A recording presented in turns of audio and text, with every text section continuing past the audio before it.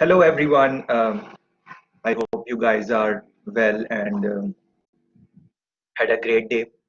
Um, Going to combine our we'll we'll continue our discussion from the last few pointers where we finished yesterday and link it with the next topic, which is again very exciting topic under international trade and very important.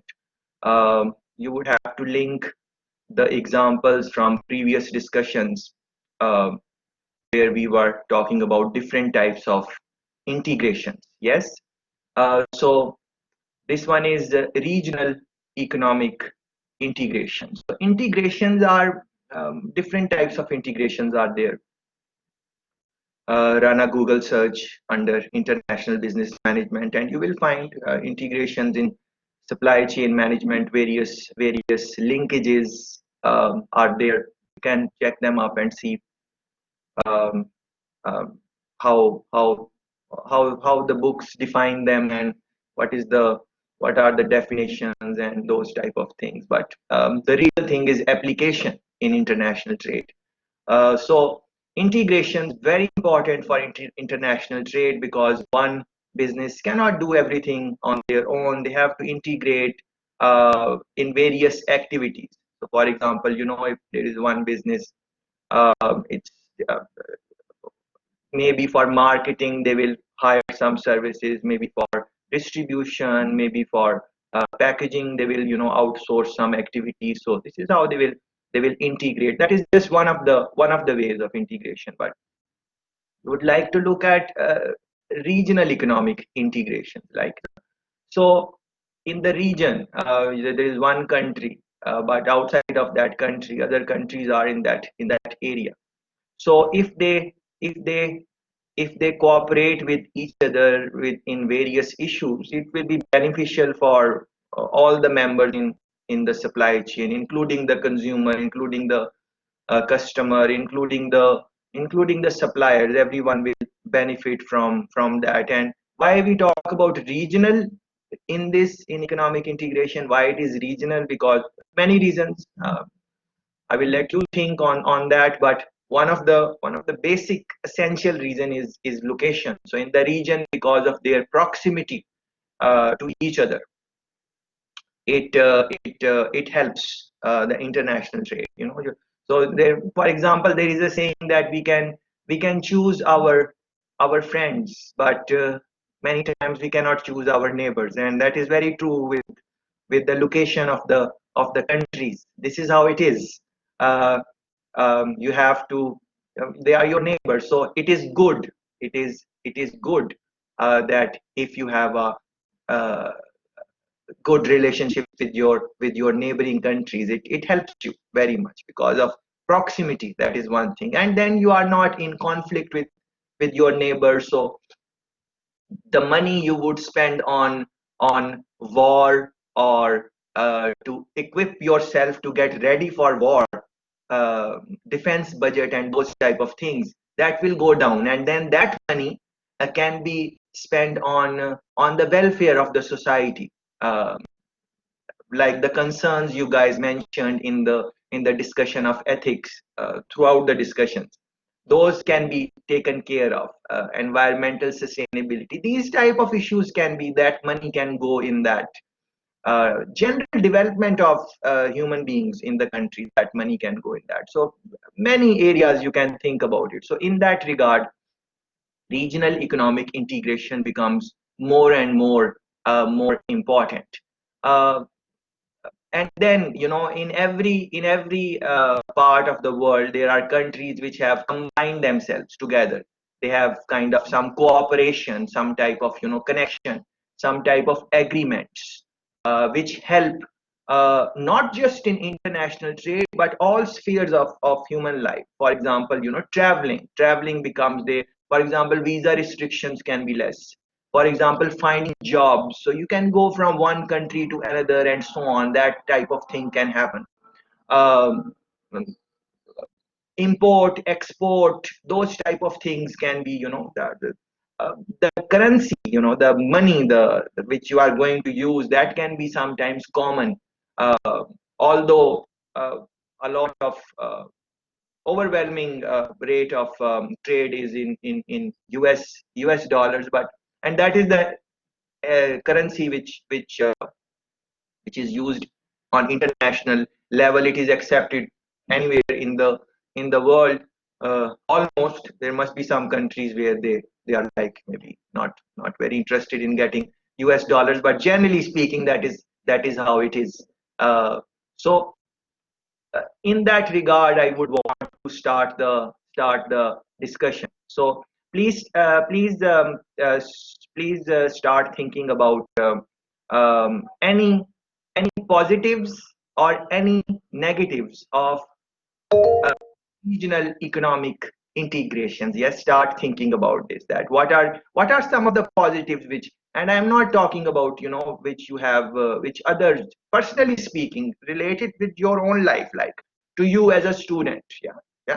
uh, what is the advantage for you? Are you getting benefit of any type of integration in your life, in terms of study, in terms of getting funding or scholarship, or anything? It does not really matter. We want to integrate these things with our general life, because then it would be very easy to make sense in the international trade, because the concept remains the same. So start thinking about some of the advantages or disadvantages of any type of integration in your region, wherever you are. So as you are thinking, and I will start taking you in a moment as you are reflecting on this, and this will be your question, that positives and negatives and examples and country example or product example.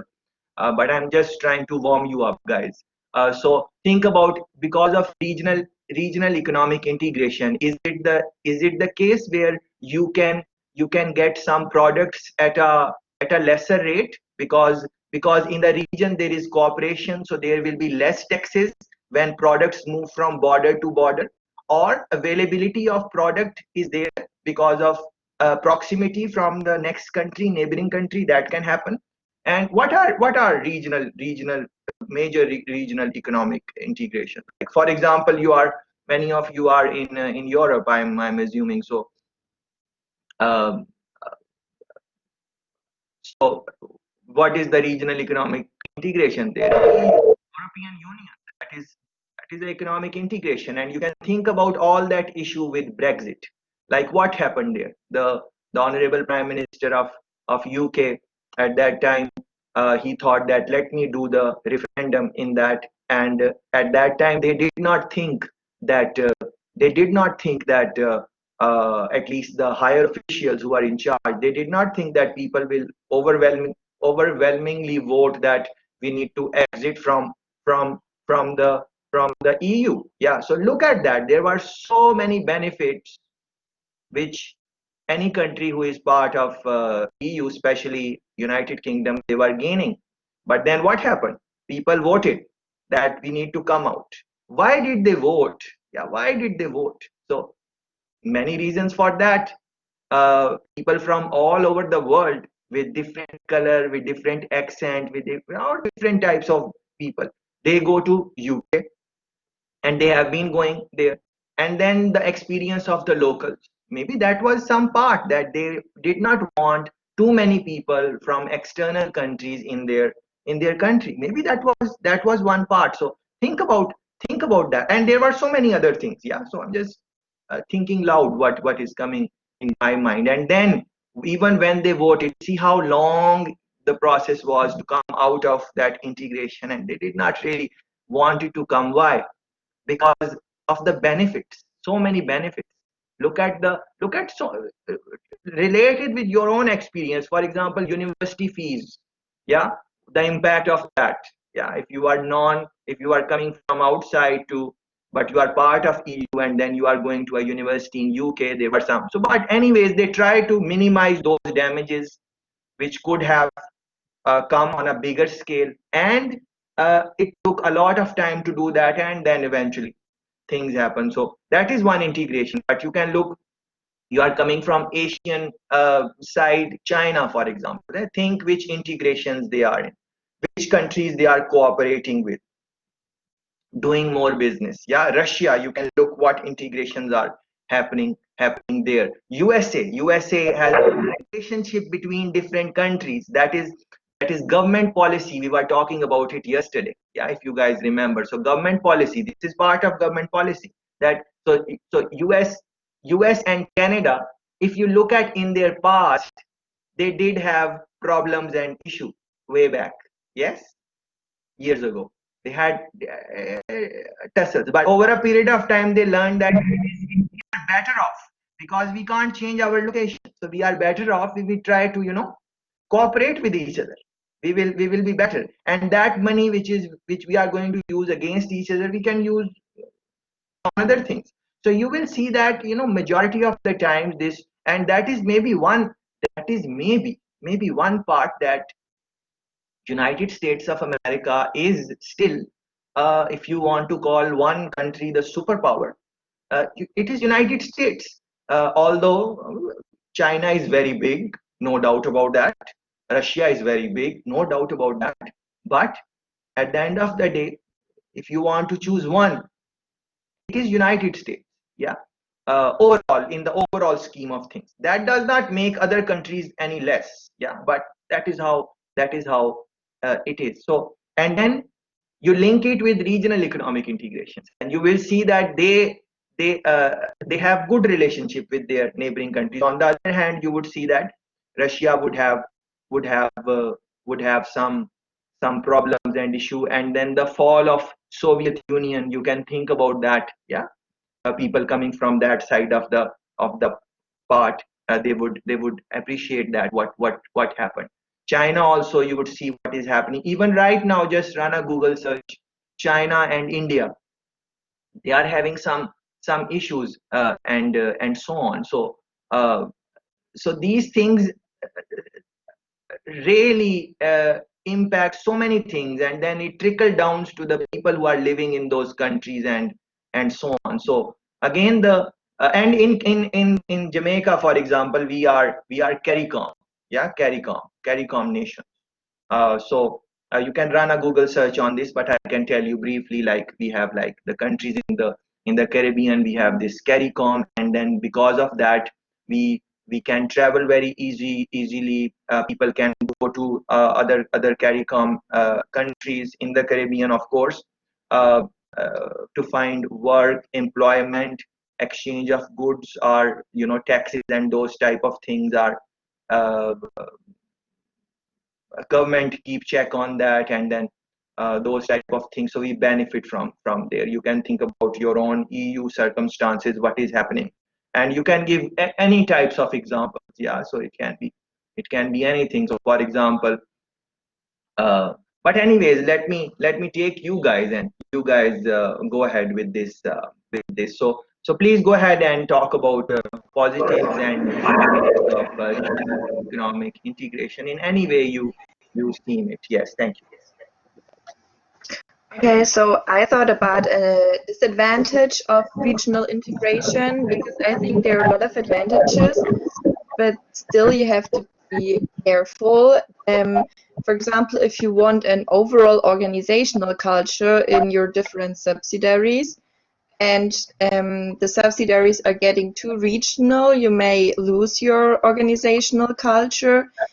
And for example, if one subsidiary is in a country where bribery is completely normal, and your organization is normally not involved in bribery, this could also lead to huge problems.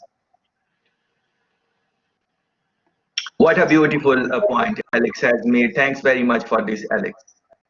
See, she's linking it with the businesses which are expanded, and they are in different countries. Just like we were talking about Procter and Gamble, Unilever. One friend mentioned Nestle. These are real international giants which are really spread all over the world. So think about this. This is very relevant point, extremely good point, that in every country they would have their local offices and so on. People would be there. So they want to have one culture. So for example, if an international business is going to thrive on innovation, so they are trying to have innovation in their culture. But in every culture there can be, in every country, in every subsidiary, there can be some problems there. So how to manage those type of problems, that can be really hard, extremely hard. A couple of techniques can be used. So for example, from the parent company, you would see the headquarters. People would go to these locations, their offices in different countries, and then they will maybe stay there for some time, or maybe the manager would be from headquarters, and then they would be guiding the culture, and some presence from the headquarter would be there. You would see this.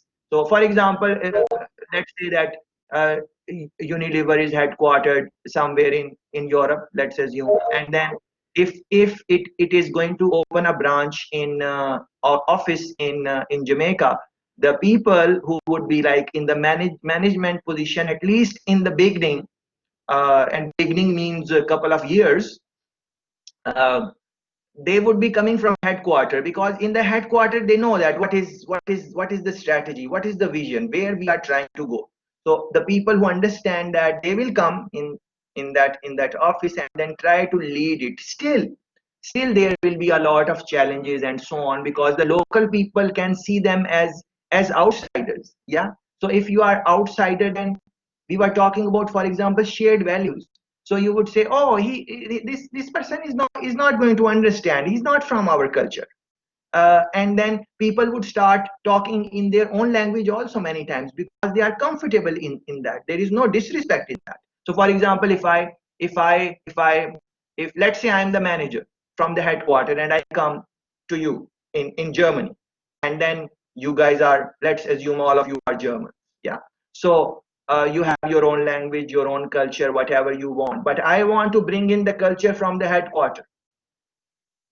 If I don't really connect with you in one way or another, increase my trust level, increase my likability, all those type of things which we have been talking, it can be a very big challenge for me, because uh, at the end of the day, I need support from you uh, in doing whatever I I have to I have to do. If I cannot get that, then not only that I am jeopardizing the company situation, but also I am jeopardizing my career also in one way, because if I go back as a fail, it is going to be challenge. It is going to be a challenge for me for maybe 6 months, a year. It will be very difficult for me, especially if my company has made some big losses. And we will talk about it in international human resource management also, because there is a lot of money involved when people go to other countries, and a lot of resources. Excellent point. Yeah. So international trade linked with, it is linked with culture, it is linked with ethics, moral values, it is linked with all the aspects of globalization we were talking about. So think about it. But anyways, please go ahead, next one. Yeah, so I wanted to talk about the importance of regional integration. And so, if we look at India and China, they're having a dispute right now because of a border conflict caused by China. And now, Indian people, or like Indian government, is boycotting Chinese goods and banning popular social media apps like TikTok. And yeah, there's a huge movement inside India against Chinese products and even Chinese people. So now the Chinese government is trying to like come into negotiation again with India to settle this border dispute, because they don't want to lose Indian market. And then India is definitely a threat to them, but they still don't want to lose the market. So now they kind of need to negotiate, even when they initiated the dispute. I am assuming you are coming from India. Yeah, I have relatives there. Yes. Yeah, you are born and raised in India. No, my stepdad is from India. Okay, but personally speaking, you which country you are from? I'm half German, half Nigerian. half Hungarian, Nigerian, half German, half Nigerian, Nigerian. half Yeah, but Nigerian. my Very, stepdad is very nice. from India, so I have been there many times and have family there too, in Oh, Punjab, okay, next to Pakistan border. So okay. yeah, I know a bit about the country. Nice to have you. You are a really globalized product in that sense. Like you're coming from different countries and exposure. That's very nice. Thanks for that. Yes. So think about this. Uh, but to just to balance the opinion of our friend. Uh, I'm also Indian heritage. So, but just to balance it, like uh, who created this problem? Is it China's fault or India's fault? We would really have to think deep and really go back in the history. Whose fault is it? Because it is very easy to say that okay, it is China's fault, or very easy to say it is India's fault. But if you would look into the history more, you will read and if you are reading from just not taking any sides, yeah, not taking any sides, just if you reflect, and then even the boycott thing, if you just reflect, because uh, just to play that, just to make it balance, point balance, to make it a balance. Now yes, India is protesting, and for example they are wearing shirts which says China is bad and stuff like that, yeah, and other things, whatever they are, the products they are using, those products which and they are using maybe Chinese flags and those type of things to disrespect them and whatever they are doing. Think about this, where those the products which they are using to protest against China, where those products are coming from. Yeah, this is a very good question to think about, especially in the context of international trade. Yeah, so we are not taking side of India, or we are not taking side of China. Both are great countries. uh, uh, Both are very big in international trade.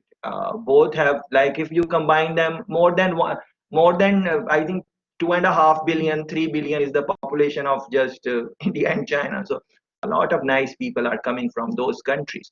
But think about this, So India is protesting using products which are made in China.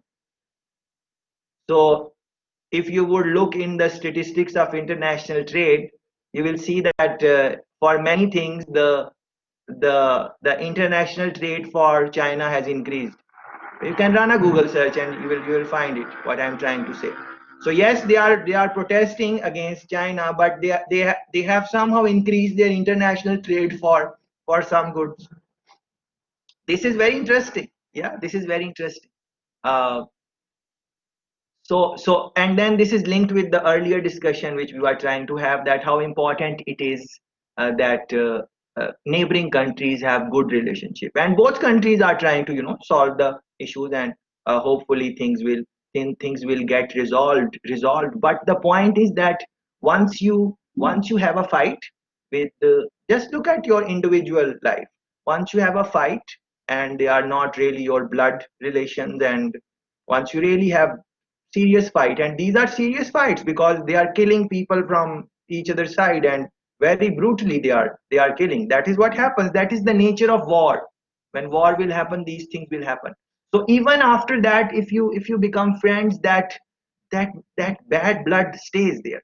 That it is, you can't. So it is better not to have a conflict, especially in the context where India's aspirations are to become big in the world, and China, of course, is like uh, almost a superpower in many ways. So and the studies say that it is very likely that after US, if there is any other country, it is China. And some people say that China is the real power is China, because if you look at the debt, you would see that China, how much money US owes to China. That is very interesting now. Yeah. So if you look at the trade between China and US, you would be surprised what is the money we are talking about. So they are very much dependent on each other. Yeah. So, and you would see that even in the situations of fight or whatever, this international trade is something that countries, smart countries, they don't stop it. So if you look at the history of the world, you will see that many times the countries were at war, but trade was happening. So they were fighting, but trade was happening.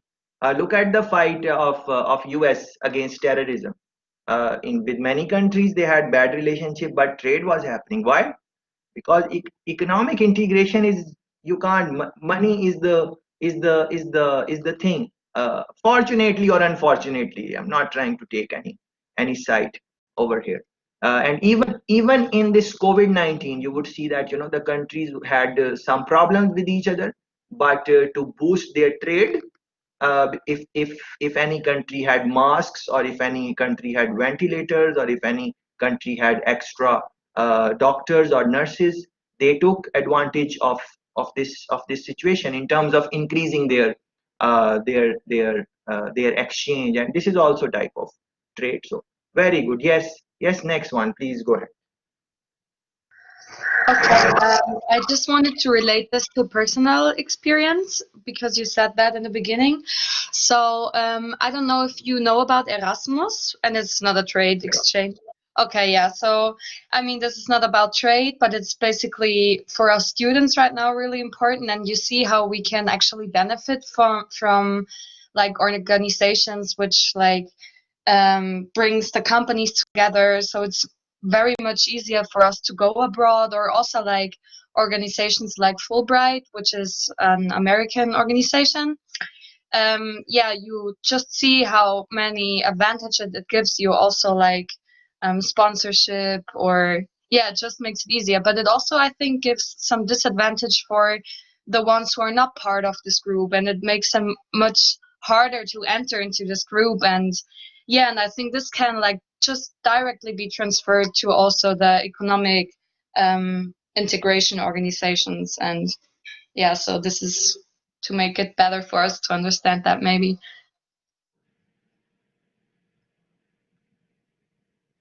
Yes, great point, Sab. So Erasmus is very interesting, because when you are talking about the disadvantage, I am one example of that, because I am not part of Erasmus.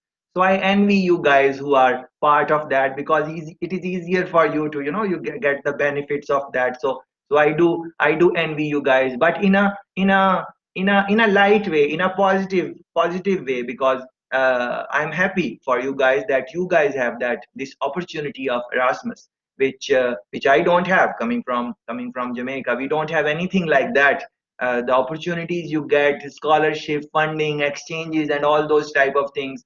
Uh, that is very good. Even the cooperation between universities, that idea also I really like, which other regions I think they are lacking in, and in Europe it is very good opportunity. So yes, definitely. And you guys who have not taken that opportunity, yes, please look into this point which Sab made, and Erasmus, I think you guys should benefit from this. And this is definitely linked with international trade. So because if you think that human beings are a commodity, if you want to think it like that human beings what is a human being? Human being is a product. At the end of the day, when you go in an interview, you are selling yourself. So what are you selling? You are not selling yourself. You are selling your product. You are selling your service within the hours, within the contract, whatever. Yeah. So this is definitely big part of international trade, especially in the context where it is human beings who are running majority of the business environment, and we have not reached at the stage where robotics and artificial intelligence are doing the most of the work in the global context. In some countries, yes, but in the global context, it is still human beings are and can be seen as product service. A very good point. Yes, next one, please. Yeah, so I would like to add that economic integration supports product diversity. So, for example, in Europe, we don't have tariffs, or only between few countries we have tariffs, and that makes products from all over the different countries pretty affordable. And so I think that's a definite advantage, as we can benefit from just a lot of product diversity. And it's just nice to have international products that you can buy. Oh yes, very excellent point. So taxes can be lowered or eliminated in some ways, and raw material exchange of raw material is going to be less. Exchange of good skilled labor is going to be less. So when the overall price of making a product will be less, at the end of the day, the product price will be less, and who will benefit? Consumer will benefit. Consumer will be happy. Yeah. So purchasing power parity will increase. uh, Pay scales, job pay scales, that would be impacted. General well-being in the society is going to increase, and all of these are going to impact globalization, emotions, feelings of people who are in those regions, and then eventually it is going to impact all business type of activities, and international trade is one of them. So very beautiful. Productivity increase, product diversity, our friend is talking about more and more different varieties, types of products would be available. So think about these things very well. Okay, well, I want to add something to the point we have just now discussed. And I want to do that based on the example of the EU. So we all know it's like a political union, and yeah, there are less trade barriers and less trade tariffs and so on. But also, it's really like you don't need a visa or anything if you want to work in a different country of the EU. And that's also really good because it helps diversity. Uh, so there's more diversity in those companies that operate like in the EU, and especially also in those like domestic companies. And so when we have that, we also have more experience about those countries in this political union. So it might be a little easier to like enter a market in another country here in the EU, because we have those experienced workers for that more easily. And then at the same time, it also adds like an entry barrier for companies that aren't from the EU maybe, because those companies in the EU already have so much knowledge about those markets there. Yeah, great point. And our friend used the word entry barrier. Yeah, that is very important word in international trade. So inside EU, people are benefiting and doing all those type of things.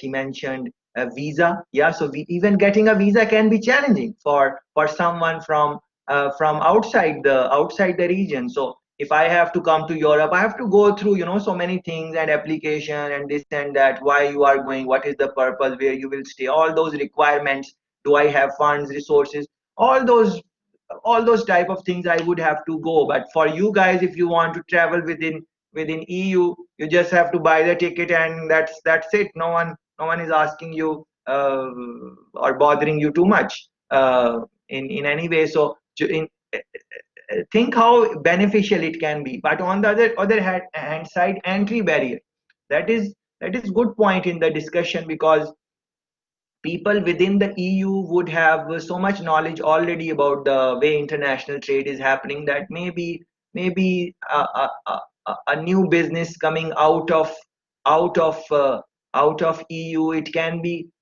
some challenge for them. But those challenges are also mitigated because EU policies are there in that. If you read those, go on the websites of EU, and under under ease of doing business also, there are some reports that which indicate that they do support new products and those type of things. But because in the EU there are big giants, big businesses sitting in there, so it is not just the entry barrier which is there because of EU. It is also that the international businesses which are within the which are operating within the EU, they are also very uh, very smart, if I can say that, and they have the eye on not all the countries, of course, in the EU. It's not all the countries, 3-4 major countries in EU. You guys know that. I don't want to name any country here, but they are managing most of the things, and then they have that economic power, and then they are also visible in the political arena in the world also. So very good pointers to think about. But same way as you have that these things which you are talking about in EU, I just want to bring in point from, for example, CARICOM, which I mentioned, Jamaica and these countries in the Caribbean. We also have similar type of integration. But why is it that EU is Europe is more developed than Caribbean in the context of business activity? I'm talking. So on the whole, if you talk about Europe, and on the whole, if you talk about Caribbean, you would see Europe is more well advanced. Why is that? Because the economic power, new business development, productions, operations, technical skills, these type of things. When you look within the Caribbean, this is a problem. So, for example, if an international business is going to come to, let's say one of the developing countries in the CARICOM, they will have problems from day one, because how they are going to find the right talent which has the skill set for the job. Yes, they will find people, but maybe not as many as they would in maybe a developed European countries, or any other developed European countries, where they have specific skill sets which they are looking for. Other type of government policies, yeah, they might be lacking in some of the Caribbean developing countries, and maybe they are there in the EU. So these type of challenges which will overall make a region big or small. So if the economic integration of the region is strong, then all the member countries in that region are going to benefit, even if it is to a small extent. So even the lesser players in EU, which are part of smaller countries in the size of international trade, or whatever you want to think, they are also in one way or another, they are also benefiting from this integration. They might not see it very obvious, because definitely some countries benefit more in any type of integration in throughout the world. That is what happens. It is not that when the cooperation is there both for both parties, it is equally good. In some aspects, it is good for country A. In other aspects, it is good for country B. So think about these things. Yes, next one, please.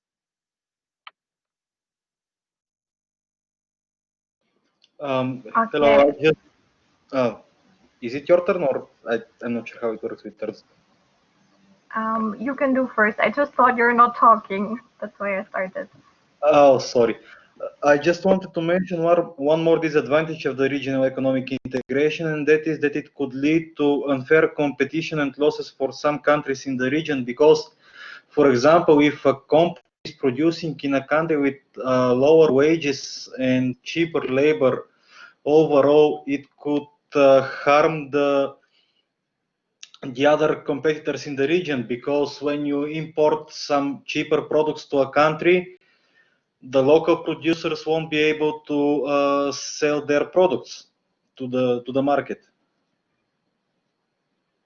Exceptional point. Thanks very much. And this is what I would like, bringing in new pointers. Our friend is talking about unfair competition. That is what is the was and is the reality of globalization, just alone globalization. But when you bring in regional economic integrations, these type of things are really challenging, because even within the integration, even if you want to talk about EU, because you are maybe more familiar with that, and you are experiencing that on your maybe you are living that experience, you would see that the laws are not same in all EU countries in terms of wages, and cultures are different, languages are different.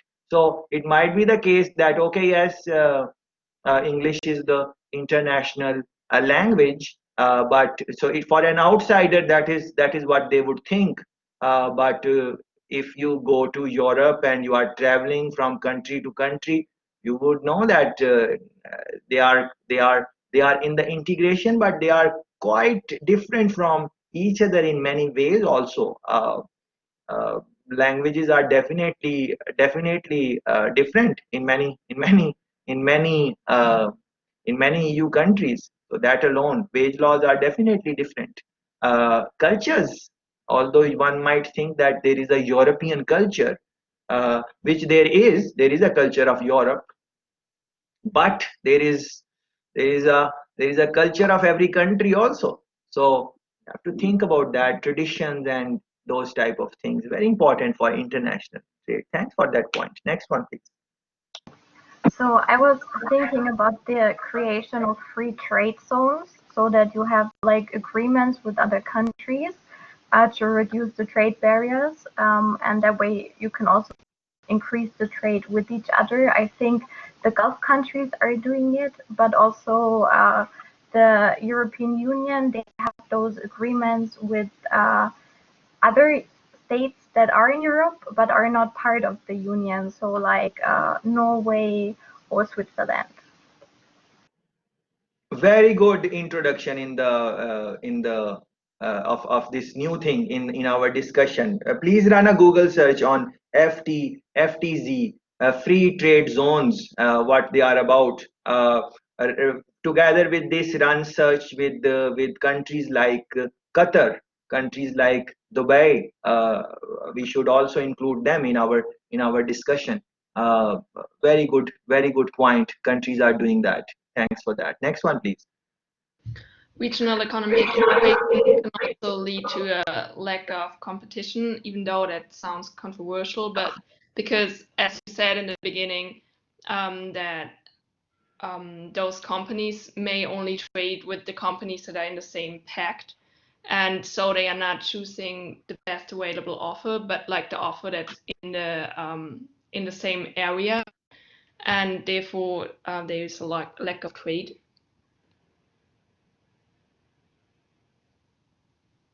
Great point. I think this is true, because this is what you become complacent. So you are in one regional economic integrated. And it is not just EU. You can think about CARICOM also. This is how it is. You become a little bit complacent, and then the creativity and new idea, and you are just okay with what is happening. What the integration is offering you.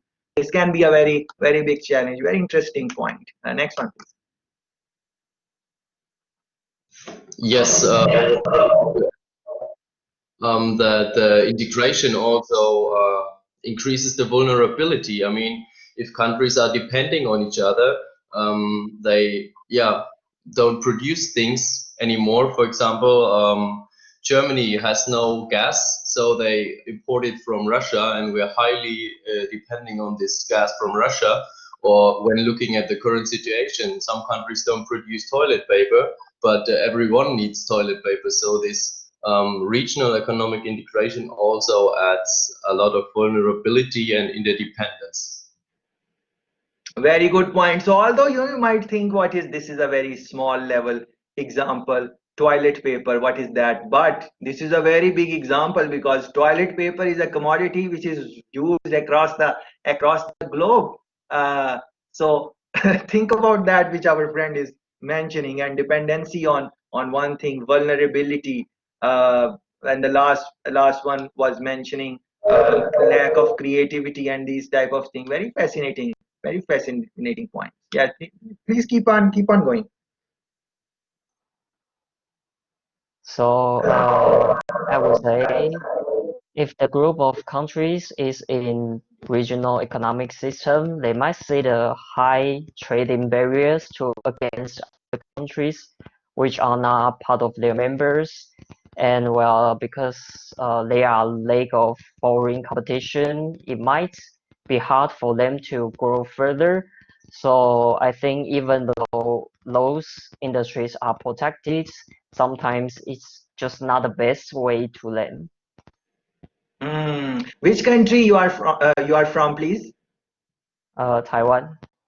Taiwan. So, welcome to the session. What type of integration or what type of cooperation Taiwan has with other countries, especially in their neighbor? What type of business cooperations are there? If you can give any type of example or anything you can say on that, that would be nice in terms of consumer, choices, and it anything. Yeah, please go ahead.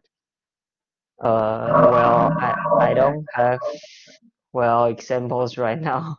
That's okay, no problem, no problem, no problem. But think about it, think about it, reflect on it in your own time. You don't. That's okay. If something is not coming in mind right now, that is no problem. We are just raising question here, and then you will go out and look for the answers, whatever there are. So, for example, whichever country you are coming from in your country, just look your situation. That what is happening. Your country has cooperation with other countries, or or or not, but it's not possible. Every country has some type of cooperation with some other country. It is not no country standing alone. Yeah. So, and those countries which stand alone, they really have some problems. You can think about one of the Koreas. You can think about, for example, Cuba in the Caribbean. So, but both of these, Korea and Cuba, they are very resilient nations. They were able to come. They are able to go through the downsides of economic integration. Also, it is not that they went out and they died and something bad happened to them. Other examples you can think about, for example, Afghanistan after 9/11. See what type of bombing happened on Afghanistan and all those things which happened with that country. But is it that Afghanistan is out of the map now, world map? No, nothing like that. What is happening now? When did happen 9/11?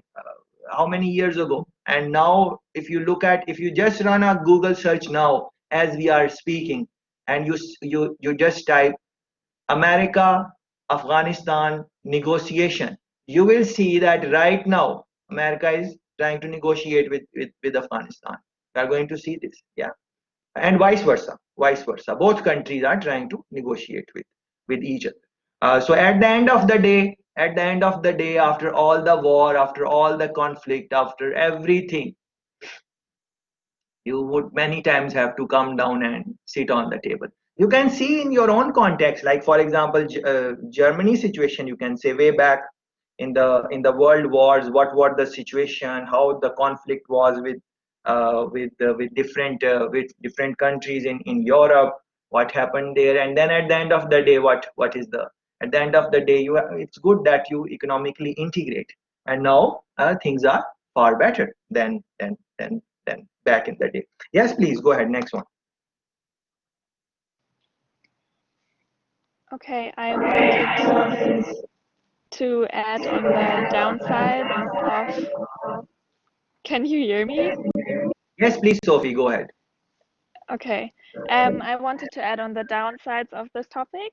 So, I don't know if it was mentioned before because I am having troubles with the connection, but regional integration also leads to investment diversion, which means that countries outside of the agreement area don't favorably invest in those foreign countries anymore because the borders or the burdens are so high and the tariffs are high, so they are less to invest internationally. Very good point, Sophie, and this was not mentioned in the way how beautifully you mentioned. So thanks very much for that. Please, guys, run a Google search on this concept which our friend is talking about, investment diversion, because it makes so much sense even before you run some Google search and do some research on this in your own time. If you are not in the integration, and you know that even if you will do some investments in some countries, you would not really benefit from this, in the sense that your competition can benefit if the competition is coming from that economic integration. So if you are coming to compete with someone who is part of that economic integration, they will get the tax cuts and all those type of things which we have been talking about. But you from outside, you would be investing and doing all those things, and maybe you would not get those benefits. So what do international businesses do in that situation? They negotiate with the countries. They negotiate if they are really big. So, and then because they are big, as we were talking about in the negotiation session, that because you are big, you have more money, you have more product diversification and so on, you are well respected in the world in terms of your brand. These governments negotiate with you, and then they come to some type of agreement, that okay, they say, all right, we understand you are coming from outside, so we welcome you, and then you please come and do some investment in our country in terms of foreign direct investment, whatever type of investment, greenfield, brownfield, as I was asking you to run some Google search on that, and other types of ways in which countries enter. That is one of the topics, I think, maybe later on coming in. So you should start looking into that already, because all of these things are very much interconnected. So in that, think that how important this concept becomes of your ability to negotiate, ability to convince other people. How important that becomes in international trade every now and then. Because think about it, if you want raw material and you want it on a good rate, uh, how you are going to get it on the good rate? Your negotiation skills, your public dealing, your demeanor, how you go about all this thing, your ability to speak well, your choice of words, uh, how you make people your friend, how you're charismatic, uh, these things, how important they are. uh, uh, Extremely important, I think, because only then you will be able to maybe get your way around in this competitive and difficult world of international trade, where there are so many products and people are trying to save even 1 cent. It is the discount is not of give me a discount of 100 euro and 200 euro or whatever. It is not that. It is in cents. It is in pennies for these companies. Because think about it, if you are making toilet rolls, and you are Procter and Gamble, and you are going to sell, let's say, 500 million toilet rolls. That is your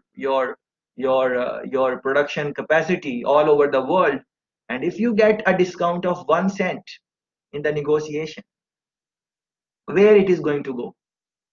Yeah, think about this. And that is if you think about this, then how difficult it becomes for a small business to compete with these, an entrepreneur. That is why, yes, international trade very good, but that is why I mentioned some pointers with you guys, I think, in yesterday's session, about entrepreneurship, about starting something small.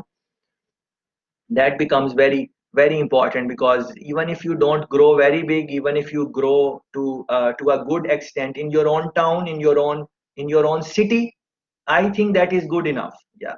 So if you are making a product for your city, and it is a product which many people use, our friend gave example of toilet roll, and you are the best manufacturer in that. And so think about it, where you are going to go, just your city.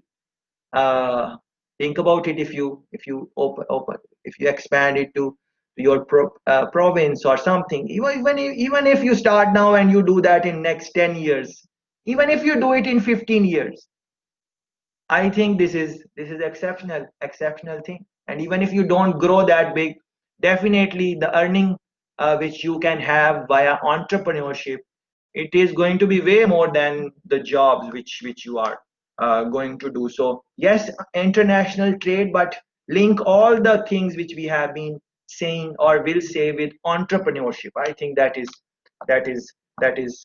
important. Let's look at some of the pointers which I have posted, and I'm going to link 3-4 main topics with the discussion which we have been having. So look into this um, international international trade, foreign direct investment, and so on and so forth. But this is very interesting business expansion example. Yeah, business expansion example. So look at this one. Netflix expands to 120 countries. So those of you who are interested in, and this is an old story. This is from 2016. Yeah, just trying to see that it for some businesses it is going to be a very challenge to how to grow, and one country, two country, three country, and that can take forever for them. But the nature of business has changed so much because of internet, how internet has disrupted many businesses and brought in new models. Now the expansion rate can be phenomenal. So Netflix is a wonderful example. uh, Please check how much money Netflix is making, and share the figures. If you can, please run a Google search and share with us how much money they are making. Disney World, how much money they are making, and how they are going into different type of businesses, especially in the context of COVID-19, where this thing, the demand of online videos and those type of things has definitely increased. Even the movies, the cinema, they are trying to launch their whatever through the internet. People are not going to cinema or theater to watch the movie because of these situations. So look into this, what is happening with this. So this is very very interesting example. So these topics you are going to run the Google's run the slides in your own time. I gave you some examples of, spoke about CARICOM. For Asia, you can look into ASEAN. This is the website. You can look into that, Association of Southeast Asian nations, and see how they are working now. Are they still working, or they are not working, or which are the member nations, how they are cooperating with each other. Singapore, look into Singapore, which type of integrations they are, because they are quite developed countries. So look into that. What, for example, what frameworks they use in these type of things in your own time. Think about that. But essentially, for international trade topic, what you really want to do. So Netflix net profits growing 3x from around. Let's take this in the conversation. This is important. Netflix net profits growing 3x from around 0.6 billion in 2017 to 1.9 billion in 2019, from within like 2 years. Look at that. Thanks for this, Carla. And just reflect on this. So think about this. Can you now ask yourself, forget about international trade. Forget about international trade. Ask this question to yourself. Do you have anything which you can sell online? Do you have any expertise on anything? I am telling you, you have. I am definitely telling you, all of you are good in something. You just maybe have not looked into it or whatever. There must be something which you know, which you would want to share with the world. What is the problem in that? Create a website, or just spread your word in the online forum, whatever. Yeah. And do it. Just start. Don't wait. What are you waiting for? Whatever you have, maybe you have some knowledge in whatever business you are. You have some knowledge, and maybe you know how to get uh, internships in the region. So you can give some courses or guidelines on that. Anything. Maybe you are good in making something. Whatever it is, I really encourage you uh, to, and link it with what I said about entrepreneurship in yesterday's session. Uh, Please try it. You never know, and we cannot know really unless we try. And when you try, don't think that you will become successful right away. No, just try couple of, give it some time. After work, try this thing out. See what is happening in this. Even if 2 or 3 or 4 people out of 70 of you, of us, we try something and it's become successful, I think it is worth it, especially in current times.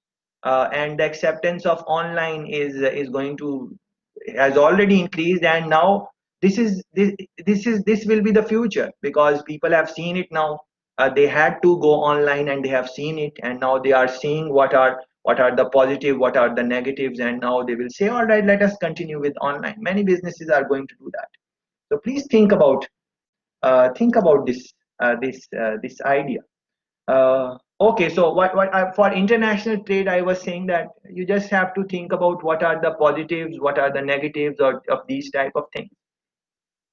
But having had this discussion, uh, in which you engaged very nicely, at the end of the day, what we are trying to say that yes, there are some negatives of economic integration, but the positives are more, way more than coming out of it. So we are always better off. Uh, Most of the times, we are better off if we are in the integration.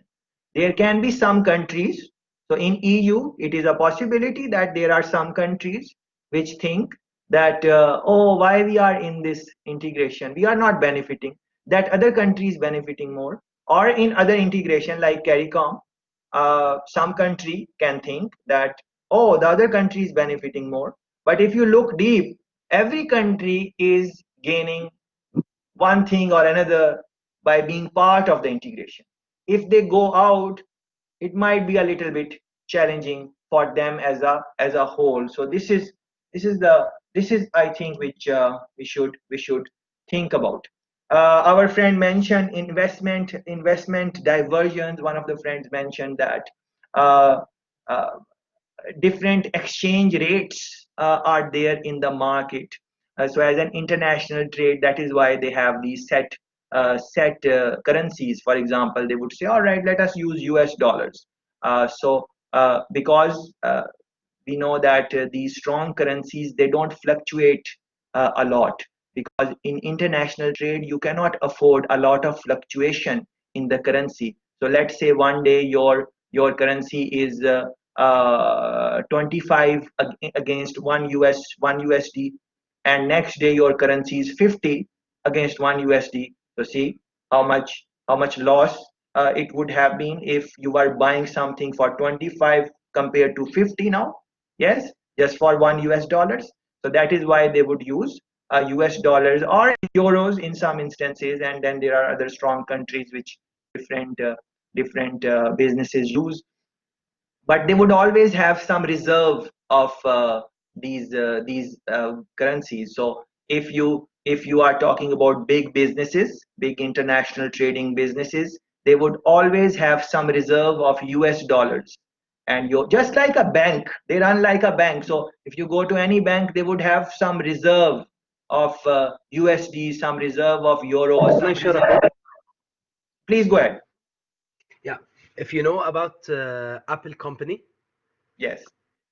their globalization of trade is usually in China for producing, with their headquarters in America. But the thing interesting about Apple is their finances is stored in Ireland because of the minimum financial regulations and with taxing system. So they have easier taxes when the money is stored in Ireland. Although there's a currency exchange rate, but like it's now helping Apple more than as if they're producing in America and there's no currency exchange. Lovely point. Lovely point. Lovely point. Thanks a million for this. I really appreciate it. Yeah, so think about this, Apple. And then he's talking about China. Production is in China. So Apple product, where is Apple product made? Yeah. So you have to, is it really made in US, or is it being made in other countries? Of course, in a product there are different pieces. So some pieces would be made in one country, other pieces. And this is very good point. Very good point. Thanks for this. Apple phone, the screen of Apple phone. Where is the screen of Apple phone is made? And who is Samsung. making it? Yeah, beautiful, beautiful. What a beautiful point. Yeah. So Samsung and Apple are, what are they? They are not competing with each other. They are international trading competitions. And then you would see that sometimes, not always, sometimes different parts, Apple would say, you make this for us, because they understand that Samsung has competency in that. Will Samsung say, no, I'm not going to make it for you because you are my competition? No, Samsung is not going to say that. On the screen of the things, Apple and Samsung are competition, are rival, but below the table, they are cooperating with each other. What a beautiful point our friend has made. Look into this. And this is not just phone companies. It's not just that. It is in all aspects of life, like the supermarkets in your city. Take supermarkets who are rival supermarkets. Do you know that if you are a supermarket manager, and let's say some rice or some sugar or these type of basic commodities, they are you are short of it, how do you get it? So in a city, two supermarkets in one super, and they are competition with each other, and in one supermarket, let's say sugar is short, they will call the rival supermarket and they will say, what's up, you have some sugar, we are short of it. And that rival supermarket, if they are smart enough, they are going to send them sugar or whatever they need, because next time this can happen to that one also. And no supermarket can afford that a consumer go to buy something which is this much essential and it is not on the shelf. So think about it, what would happen if you go to a particular supermarket and then you want something and it is short, it is not there, and then you go to next one and you find it. Where will you go next time? Maybe you will go back to that one where you did not find it. What about if this happens again? Where will you go next time? Next time, definitely you are not going to go to your favorite supermarket, because when you go, the things are not there. So this is across businesses, and I'm talking about good practice. It would be a foolish manager who is not going to, in my opinion, you can have your own opinion. I'm using strong word because I feel about this situation. So you can decide for yourself what you want to think about that. Maybe there is some strategy for you which you are using. So if there is some rationale for that, please go ahead, and you cannot cooperate. But generally speaking, uh, it would not be wise not to cooperate in that situation, because in the supply chain it might take forever. And this example which our friend gave about this is such a good example. These are real international business. Samsung throughout the world, Apple throughout the world. And what are they doing? On the front, they are fighting, and under the table they are friends. Yeah. So this is the reason of their success also, because you can't create fights with your rival. That is not a good strategy. Look into this. European car manufacturers, look into this, their advertising campaigns, and you will see that they are rival against each other. They will even name the rival company and they say our car is better and whatever. Yes, but that is just for the consumer, for us. If you understand international trade, and I am sure you do, or you will by the end of our interactions, uh, you will know that they are under the table, all of them are cooperating, and that is the reason they are surviving. So excellent point. So I was saying that foreign exchange markets, US dollar, and our friend gave very nice example about Apple, Ireland, and this type of whatever is happening, the fluctuation, government policies, This is linked with markets analysis also, which you are doing, I think, in the other module, market analysis. In this, you look at all these things. What is this? Corruption is there. Education rates are good. Employability is good or not. What is the market situation? Because all of those things impact the foreign currency rate, the price of €1 against one USD, and so on. All of these things are impacted.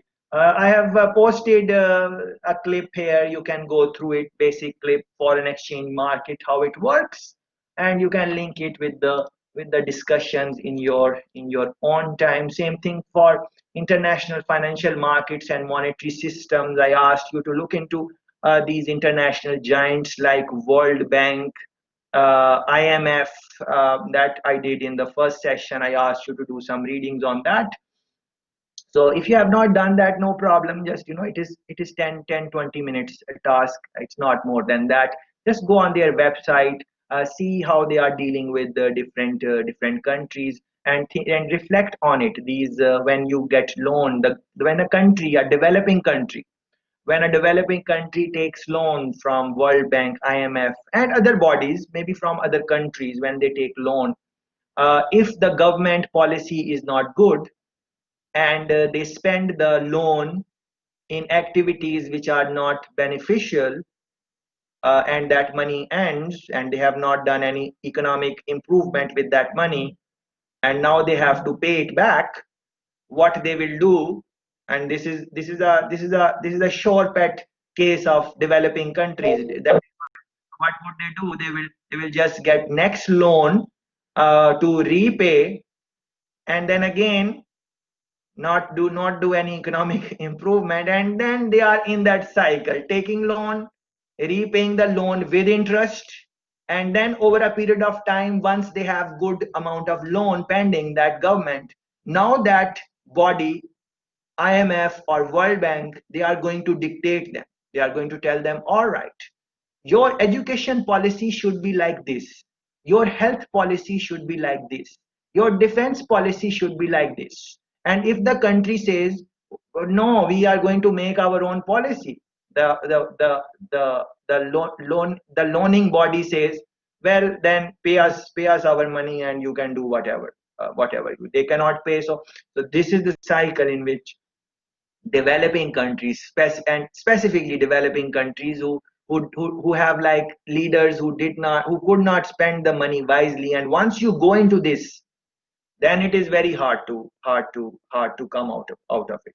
Very few countries were able to do that. On the other hand, I'm not trying to say in any way that these bodies are bad, IMF or World Bank. I'm not trying to say that. You can develop your own opinion on that, because there are cases where loan was taken and then it was used in the right way, right direction, and those countries progressed. Singapore is one of the example. You can look at the history, how they started in the beginning and what happened over a period of time. So these things you would want to think think about think about that. Yes, Alathir, you want to say something? Please go ahead. Yes, Professor. Regarding the World Bank and the support financial to nations, I come from Jordan. And 3 years ago or 4 years ago, we had a problem. Jordan had problems regarding finance, and they asked for. It happens like every 3 or 4 years. Yes. We're having so difficulties to get money from the World Bank because of for example, the intellectual property rights. For example, the movies, these stuff which can be sold sometimes in some markets in Jordan where they are like not the original movies, and that's a breach of intellectual property rights. And sometimes the World Bank does not give loans because of these reasons. Very good contribution again, with the concrete example of Jordan. So these things can happen. Laws, policies, government way of dealing things, and then the loaning bodies, and then at the end of the day, if a country like Jordan and even Jamaica has same problem. The country I'm coming from, we take loans and then we have to service them and we have to repay them, and majority of the money, the GDP, goes back into paying back the debt. I was born in Pakistan. That is that country, my home country, also faced similar challenges. Right now, the political leadership is very good, exceptional. They are not corrupt. At least the top leader, the Prime Minister of Pakistan, he's not corrupt in his personal standing. And people voted for him because they wanted change and all those things. But it is very hard for him because the whole system has been corrupted over the years. Same thing is with other countries, and our friend is coming from Jordan. Similar problems, political things, and those. So what is the problem? What is the problem here? Is it that Pakistanis are not competent? Is it that Jamaicans are not competent? Is it that Jordanians are not competent? Or any country wherever you are coming from? Is it that Germans are not competent? No, it is that favorable conditions are created by the political leadership, and then that country rise. Our friend gave a beautiful example of Erasmus. Who created Erasmus? There must be some people who are really thinking in that region that let's do this. This is a way how we are going to develop the skills of our people. Let's do something on this. On the other hand, other regions could have done this too. Why Caribbean did not do it? Why some of the Asian countries did not do it? They are doing it. They give scholarships and those things. Singapore has great universities. China has great universities. India has some of the good universities. If you look at Times Higher ranking, but we are talking about big policy level type of things. And once a country is on that level, then it continues growing and growing, and it's just like international business. Once you reach at a certain level, then your clients are just going to grow and grow and grow and grow unless you make a big blunder. And even if you make a blunder, it is you can be okay with making mistakes sometimes, because you are very big, your product is very well diversified. You are not just dependent on one product, one brand, or one market. You are just spread across. One of our friends gave example of Nestle. Did you guys run some search on what are the blunders Nestle has been making in the past? And they are still successful. Yeah. So excellent contribution to the discussion. So please look into these monetary systems. I've made some postings here, not many, but I think that is enough. Global capital market. Yes, please, someone want to say something? Altair, your hand is raised and mic is on. Okay. So global capital markets. Yeah. So I have posted 2 clips for you to watch in this, and if you have time, you should do that definitely. So and link it with all the discussions which we have been having, at least in from last week in all of our sessions. So on the first clip, the blue one, that is a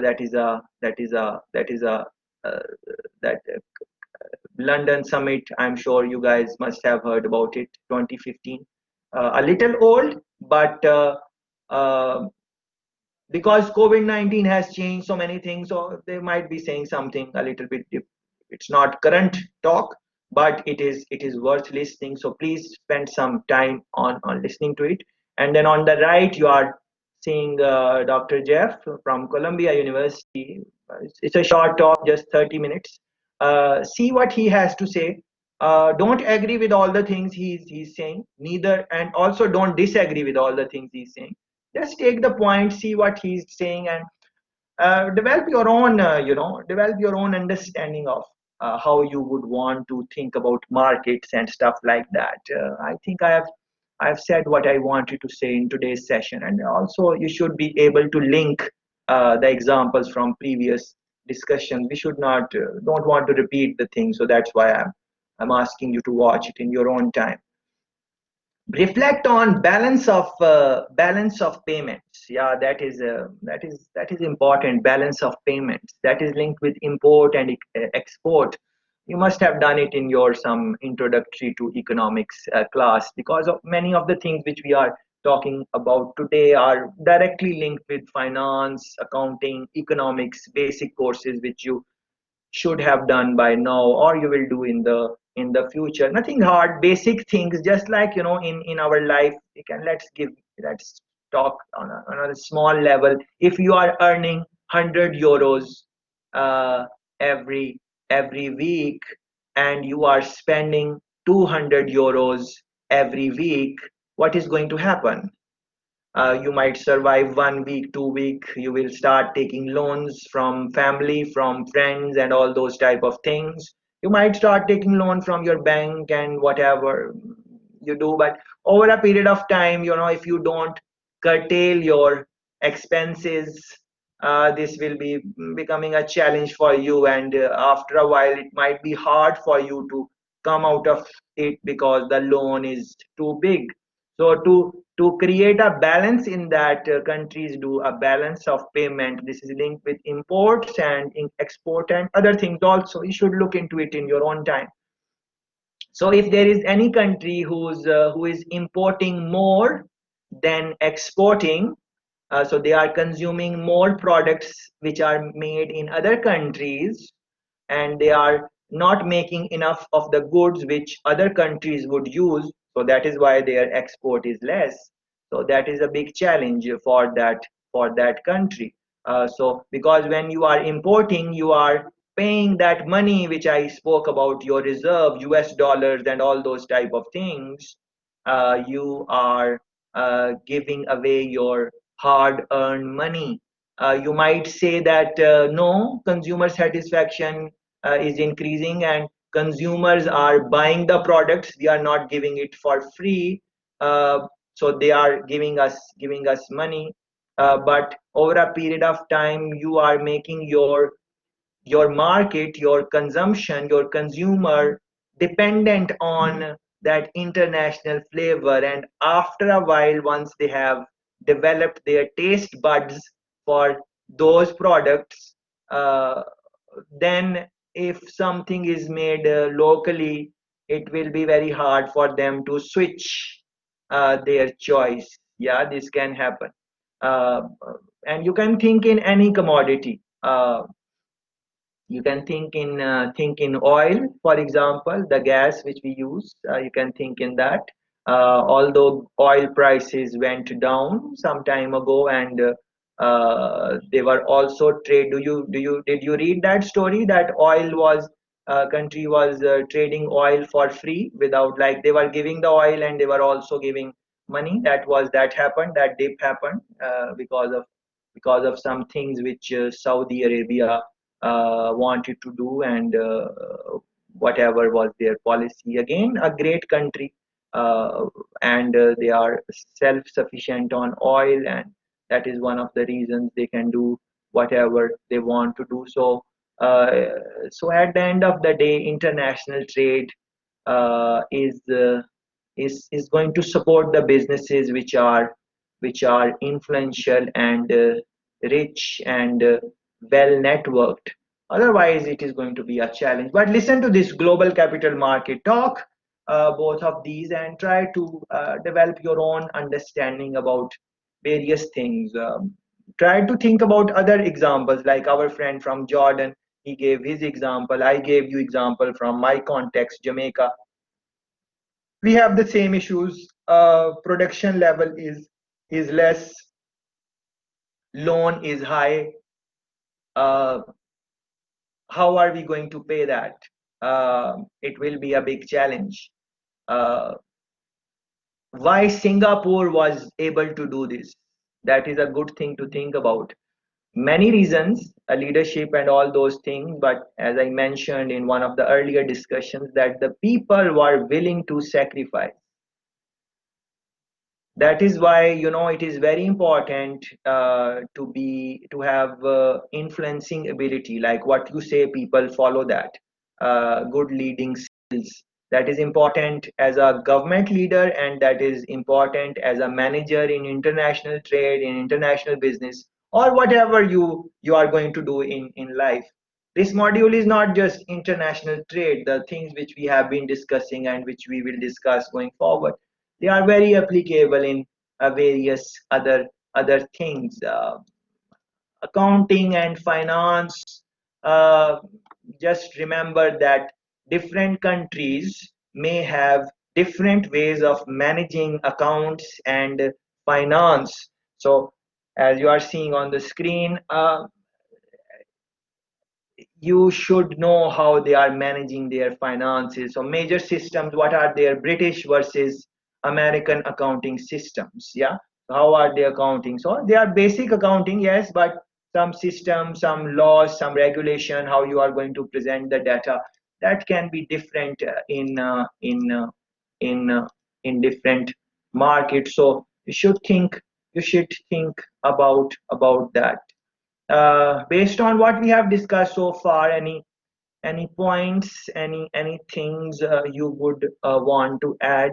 This is right time to do that.